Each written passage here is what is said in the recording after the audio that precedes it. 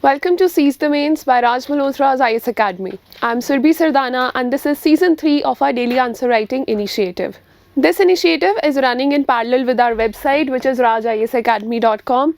On our website, in the mains answer writing section, you will see a list of questions. You can choose to answer any one of them. The questions have been uploaded with their model answers.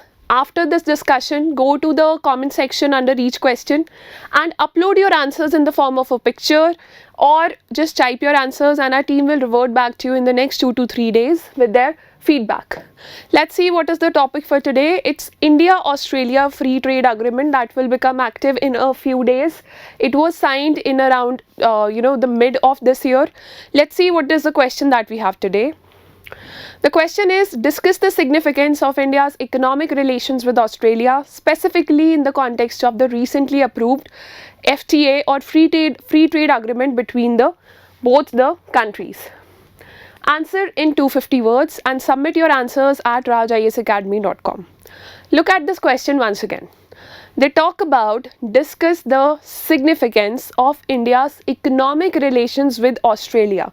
So what is the significance of India's economic relations with Australia? You can talk about economic relations here or the benefits coming out of economic relations, specifically in the context of recently approved FTA between both the countries. So not the general economic relations that are prevalent between India and Australia, but in context of the recent FTA or free trade agreement that has come up between both the countries.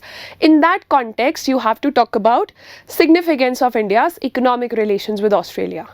So first of all, we'll write a brief introduction about India-Australia economic relations. What is the trade balance like?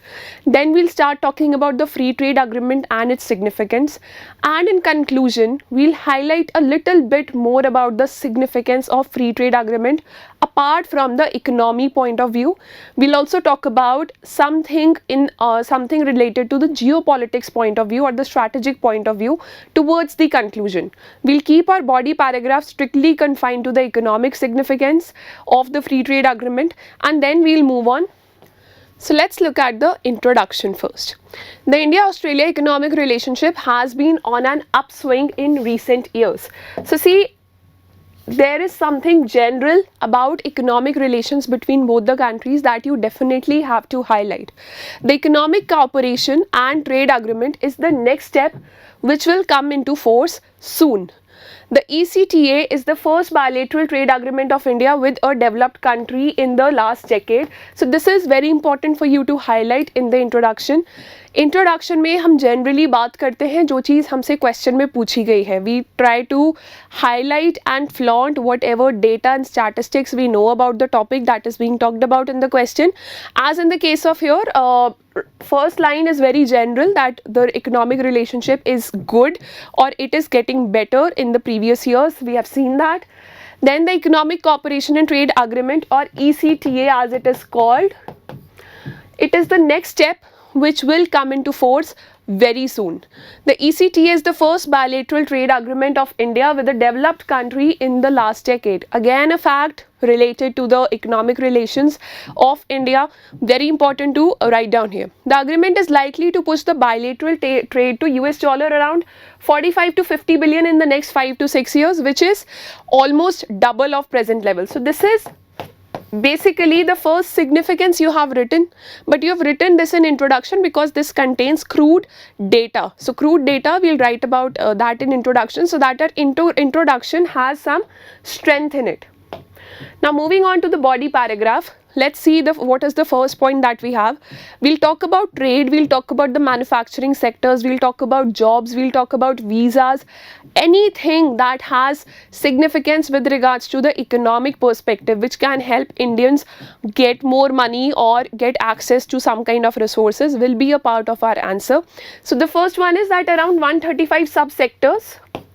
Around these many subsectors will see lower tariffs. Lower tariffs means export will become easy for us, and around 120 subsectors will get most favored nation status.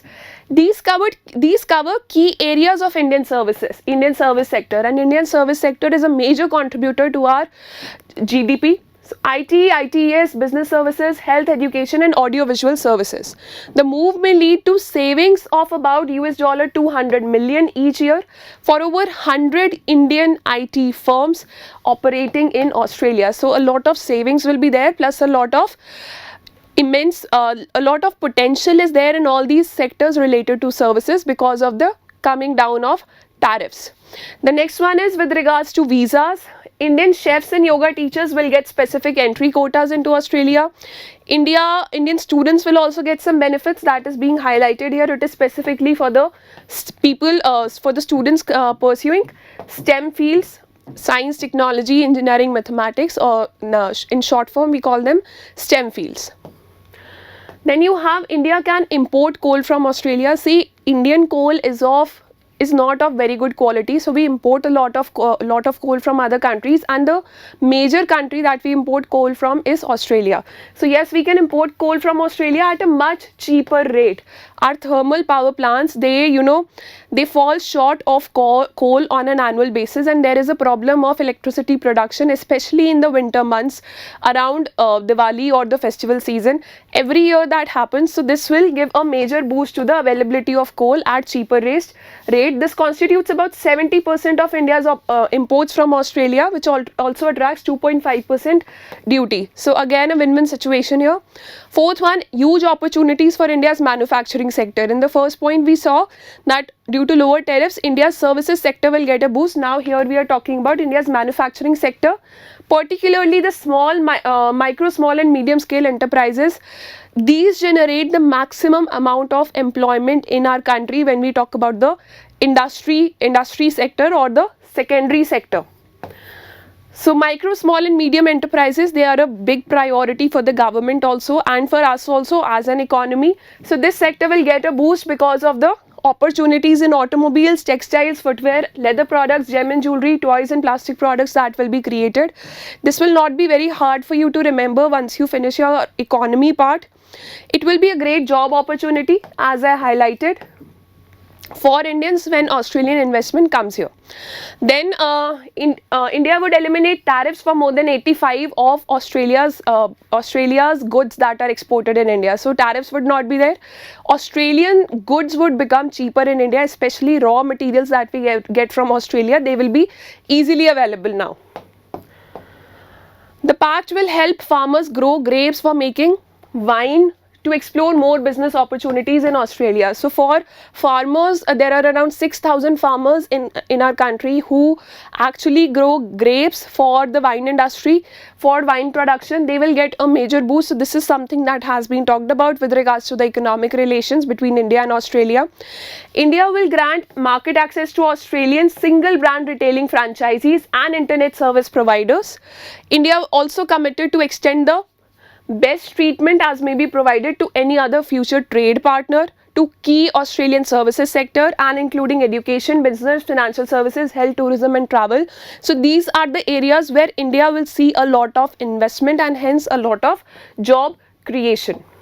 The eighth point is that they have agreed to enable fast track approval for patented generic and biosimilar medicines. So India's pharmaceutical industry will get a boost from here definitely.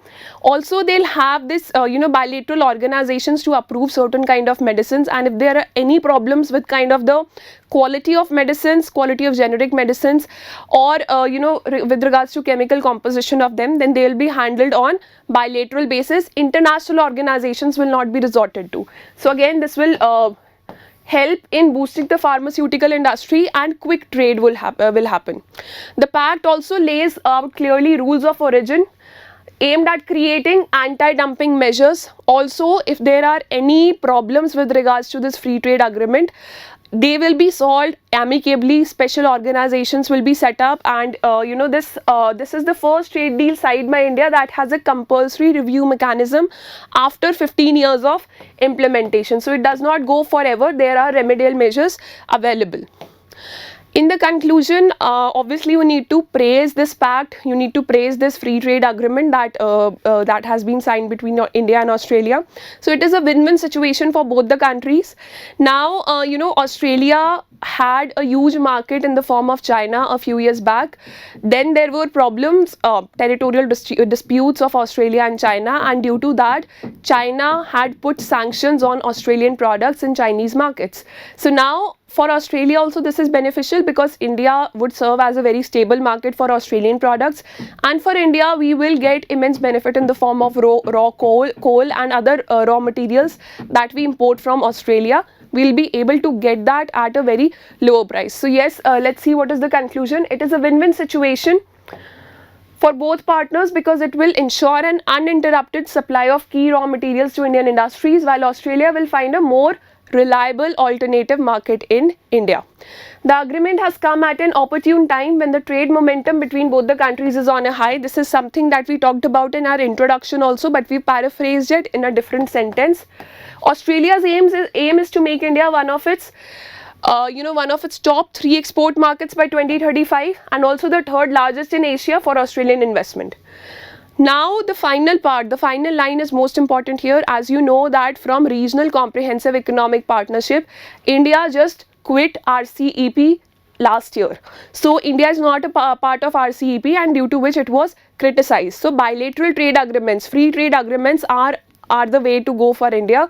These free trade agreements are very important, first of all, because these help us ensuring benefits for our communities as well, and in getting benefits of other markets or other developed countries as well. So first of all, for trade they are important. Secondly, at the international level, if we want more and more free trade agreements, then these trade agreements, because this is the first one with a developed country in the last 1 decade, so these can serve as a precursor or as a benchmark for other trade agreements in pipeline, and they can act as motivation for other countries also, and they can feel safe to sign free trade agreements with India, and in the long run India will benefit immensely. So since India is not party to any significant regional or free trade bloc, this is RCEP that we are talking about specifically here. You can mention RCEP, Regional Comprehensive Economic Partnership. These bilateral FTAs have gained more significance. India-Australia's FTA will positively influence other ongoing bilateral trade negotiations with developed countries like the UK, European Union and Canada. So yes, this is your entire answer. The full answer has been uploaded on our website rajayesacademy.com. Click on the link in the description. It will directly take you to our website, and share your answers with us in the comment section to the question that we just discussed. I'll see you with another discussion tomorrow at 9 p.m. Till then, stay tuned.